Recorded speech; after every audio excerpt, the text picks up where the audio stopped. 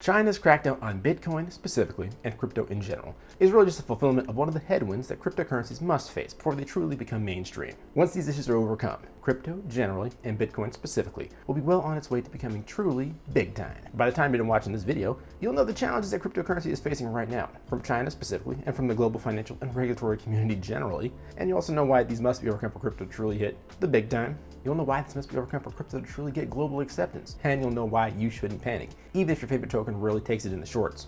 Hint, better days are ahead. So go on ahead and lovingly, gently, tenderly smash that like button for the YouTube algorithm, and let's get started. You're watching Finance Squared, and I'm your host, Derek West, and China is becoming for crypto's neck the last couple of months, and really the last couple of years. Savvy, historically minded crypto geeks will remember that China had a large-ish crypto crackdown way back in 2017, and even earlier than that. Let's take a look.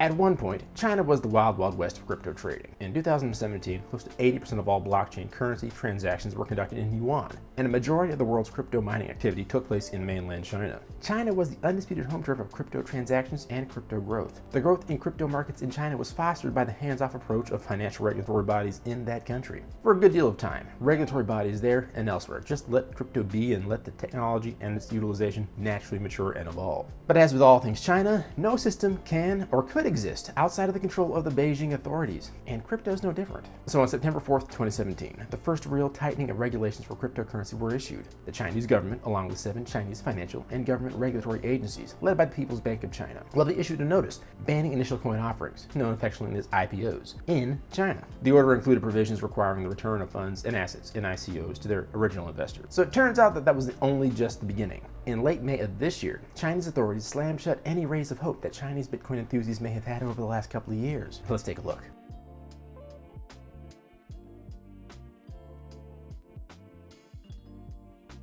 The regulations announced in late May are the largest set of restrictions on cryptocurrency by any large economy across the entire world. Chinese regulators have banned payment companies and financial institutions from offering clients any cryptocurrency-related services. While it's still technically possible to own cryptocurrency through crypto exchanges, you can't really do much with it. The new regulations just don't stop banks and other financial institutions from doing business with crypto exchanges and related companies, but they also make it illegal for any institutions to deal in cryptocurrency for payments, remittances, or anything else. In addition to that, the conversion of crypto from yuan to yuan was also banned. With such serious restrictions, the effect on the cryptocurrency markets and ancillary crypto industries has been huge. Top crypto exchanges and crypto mining companies like Huobi and BTC Top have already announced plans to leave China. Because of all the mining companies leaving China, there's actually been a measurable decrease in the global hash rate for Bitcoin mining. And for those of you who may not know, the global hash rate is a metric for the amount of computing power being dedicated towards crypto transactions. I'll talk a little bit more about how this compute power moving out of China will affect Bitcoin mining prospects a little later in this video. But really,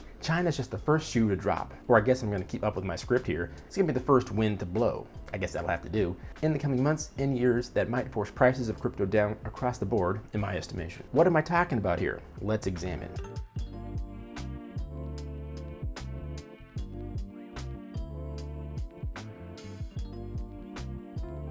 Cryptocurrency is really facing a couple of big friction points that could keep it from really hitting the big time, if you will. In other words, that could keep it from being truly adopted en masse as the currency of choice for daily consumption. You can break down each of those 3 negative vectors into 3 categories that reinforce one another. One is performance, another is competition, and another is regulation. Cryptocurrencies are new and shiny in the world of finance, but at the same time, they're kind of old in terms of the tech stack that they're running on. Think about it. The first cryptocurrency, Bitcoin, popped up sometime in 2009. What kind of computer were you using in 2009?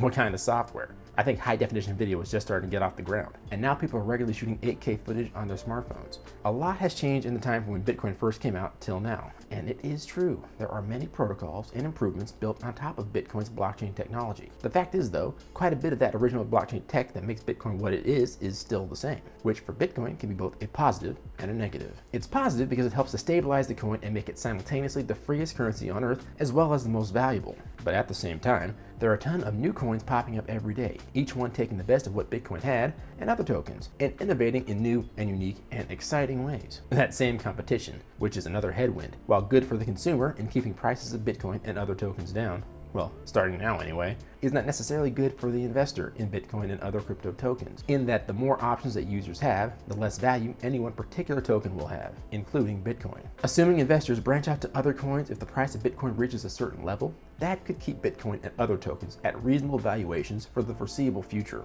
A particular aspect of performance that is often overlooked, but is being zeroed in on by governments, including China's, is the amount of electricity that processing transactions can consume. Academics in China, the US, and other countries have noted how the protocol used to validate transactions on the Bitcoin network, proof of work, is incredibly energy intensive. That means a lot of the collective CPU power that is utilized to make sure that the latte that you just purchased with a micro fraction of your Bitcoin is recognized and processed. That's what allows Bitcoin to be decentralized and not to be controlled by any one authority. But the implementation of it as proof of work is causing heartburn and apparently globe burn, since the energy usage correlates very highly with power consumption. And the power being consumed most often comes from fossil fuel sources, particularly in the hinterlands of places such as China. Coins that utilize proof of work will continue to face pressures from various bodies, both governmental and autonomous, until this is reconciled. Which leads us to the other headwinds: regulation.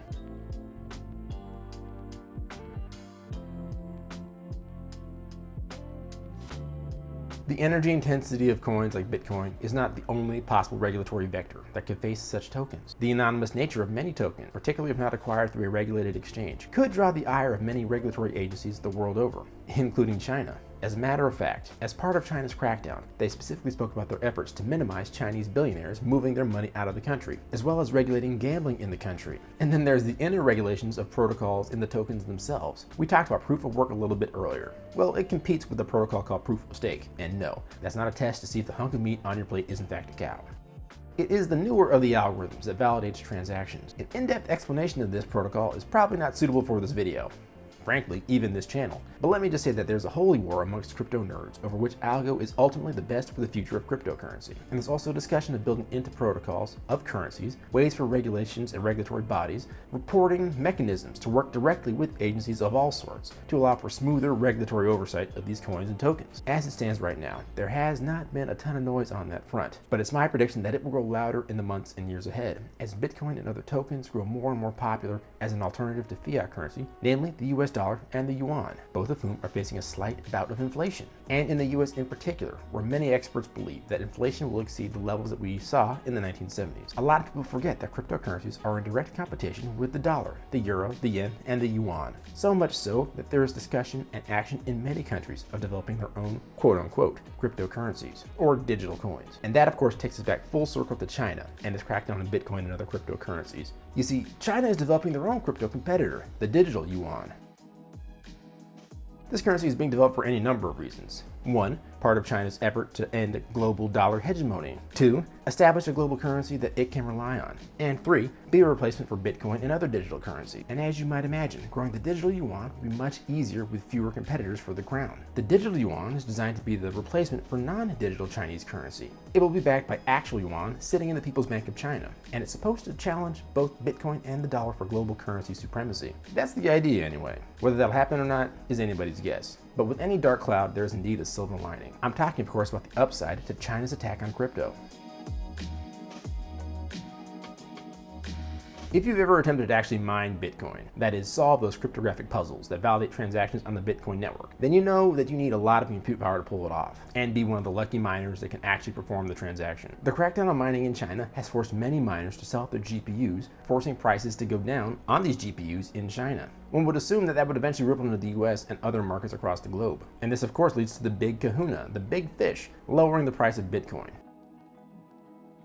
It goes without saying that the price of Bitcoin and many crypto assets has plummeted in the last couple of weeks. This is in large part to the Sino crypto coin capacity crackdown. So it's easier to get into Bitcoin at this point in history than over the last several months. Not necessarily the last 3 years, but still pretty close. The question then becomes, how long do you want to wait to own a whole Bitcoin? The price could continue to tumble. It could go lower, but it almost certainly will be higher than $35,000 by the end of this year. And remember, investors buy more when assets go on sale. But let's assume for the sake of argument that Bitcoin continues to fall and the price doesn't recover. Maybe the competition really gains a foothold. Perhaps regulations in the US and the rest of the world hammer Bitcoin, or it falls out of favor because of environmental concerns. Maybe all of the above. Bitcoin and other cryptocurrencies will then become much more feasible as actual currencies that people use to conduct business, instead of shiny digital tokens that are worth a fortune and that people hope become worth even more. That, honestly, is where their greatest utility lies. Yes, they're better stores of value than gold or silver, and therefore they are better hedges against inflation. But ultimately, all currency is meant to be used to trade for things. And the more Bitcoin can be utilized for that, the better off we all are in the long run. Speaking about the long run, thanks to some clutch recent subscriptions to this channel, Finance Squared is in it for the long run. Join in with your fellow investors and finance enthusiasts who are quickly, okay, how about slowly yet surely, realizing that we present some of the best financial information on YouTube in a fun and entertaining manner. If I'm not being clear, subscribe to this channel and turn on post notifications so you don't miss an episode whenever they're published. And also like this video if you liked this video. And leave us a comment with your thoughts on the China Crypto Crackdown. Sure, it's hammering the price of Bitcoin today, but with China out of the crypto markets, that leaves the rest of the free world to control the coin and to help get it to where it needs to go. We're all dying to know your opinion on the matter, so comment down below. And be sure to share with friends and those who you know love all things personal finance. And remember, a goal without a plan is a wish. A goal with a plan and no action is a wish list. Thanks for tuning in, everybody. I'll catch you on the next video. Peace.